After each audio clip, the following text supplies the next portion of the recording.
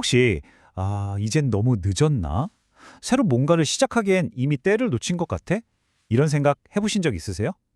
오늘은요, 바로 그런 마음을 가진 모든 분들을 위해서 시간을 초월한 지혜가 담긴 고전이죠. 삼자경의 한 구절을 통해 아주 특별한 이야기를 나눠보려고 합니다. 우리 모두 살면서 한 번쯤은 이런 질문을 스스로에게 던져봤을 거예요. 지금 와서 이걸 시작하는 게 무슨 의미가 있지? 내 나이에 과연 이게 가능할까? 하는 그런 불안감 말이에요. 요즘 세상은 워낙 속도를 중요하게 생각하고 또 빨리 성공하는 걸 칭송하잖아요? 근데 정말 그것만이 유일한 정답일까요?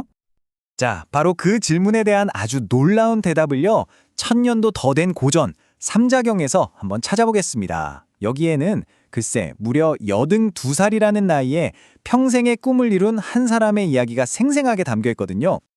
바로 이 구절입니다. 언뜻 보면 그냥 좀 막막한 한자 12자처럼 보일 수도 있는데요. 이 안에는 한 인간의 절대 포기하지 않는 의지에 대한 거대한 서사가 숨쉬고 있습니다.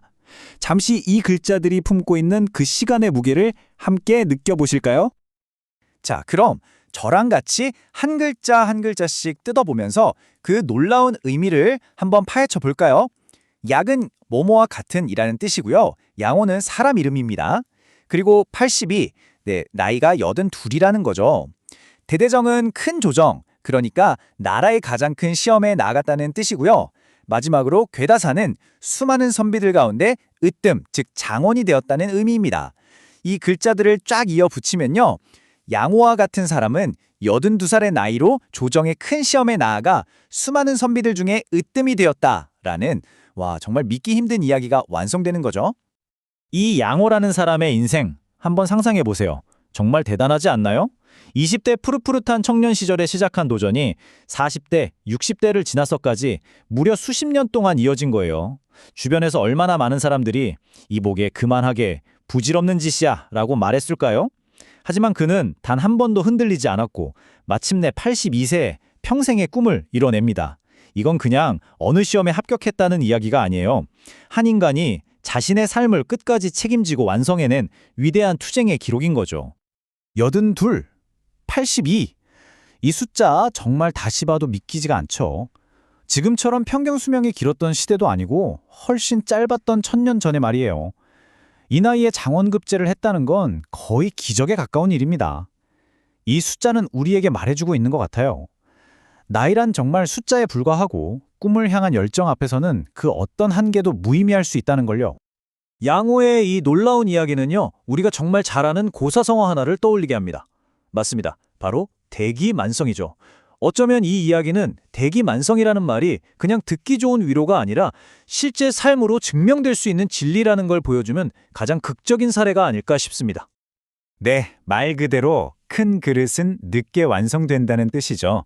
쉽게 톡톡 찍어내서 깨지는 작은 종지와는 달리 아주 귀한 보물을 담을 커다란 그릇은 수많은 담금질과 오랜 기다림을 통해서만 만들어지잖아요.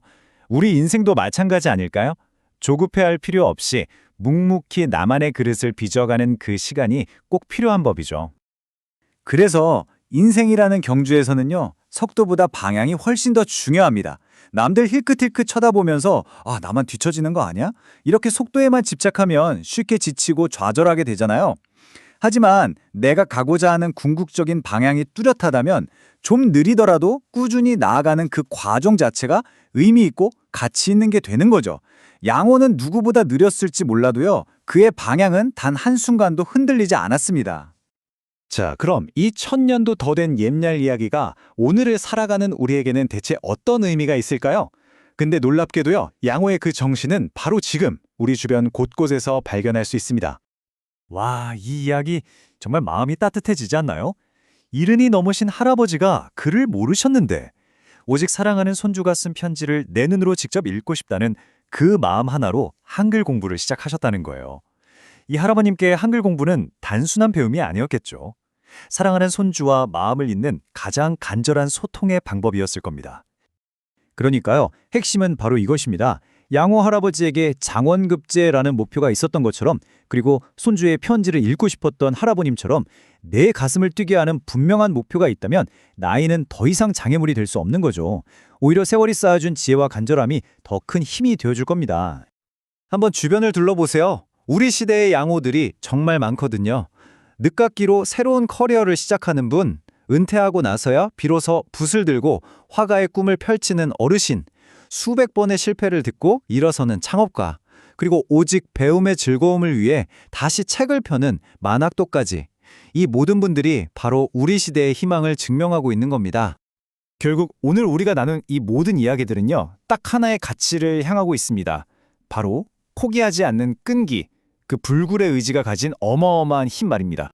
오늘 이 시간의 계기로 성공에 대한 우리 생각을 조금 바꿔보면 어떨까요? 첫째, 결과만이 아니라 꿈을 향해 가는 그 과정 자체를 즐기는 거예요. 둘째, 남들이 만들어 놓은 시간표가 아니라 나만의 속도, 나만의 리듬을 믿어주는 겁니다.